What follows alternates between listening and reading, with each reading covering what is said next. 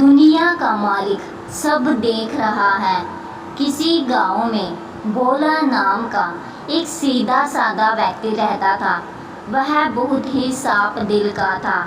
आयु अधिक हो जाने पर भी वह बच्चों की तरह भोला था, इसलिए सब मंदबुद्धि कहकर उसका मजाक उड़ाते थे। वह जहाँ भी कोई काम पकड़ता, थोड़े ही दिन बेरोजगार छिन जाता, क्योंकि दुनिया के साथ चलने के लिए कपट बुद्धि जरूरी है। इस तरह कई कामों में हाथ आजमाने के बाद भी वह बेरोजगार ही रह गया और उसके खाने के लाले पड़ गए।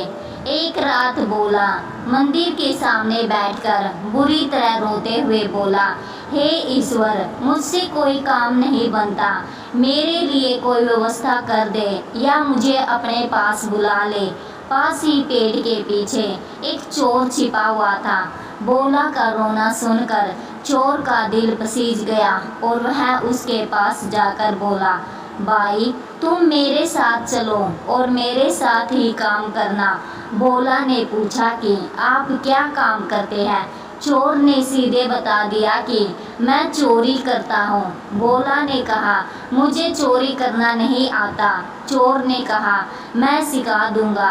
दोनों साथ चल पड़े। रास्ते में चोर खलियान में अनाज चुराने घुसा।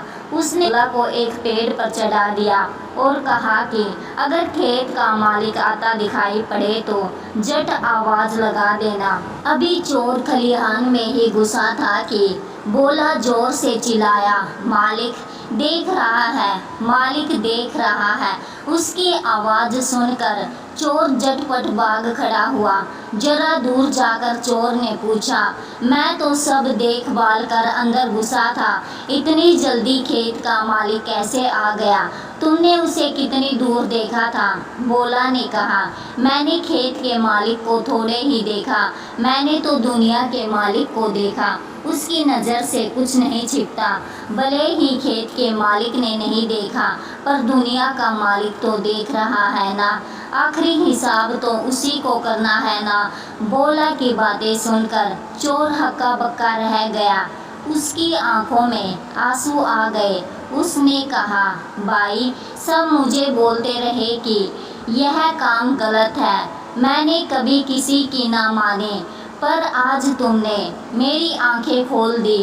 सही कहा है, आखिरी हिसाब तो उस सारे जहां के मालिक को ही देना है।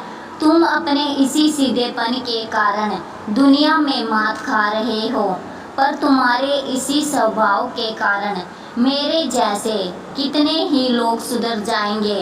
तो चलो, आज से हम दोनों नेकी से कमाई करते हैं और जितना भी मिलेगा मिल बांट कर खाएंगे।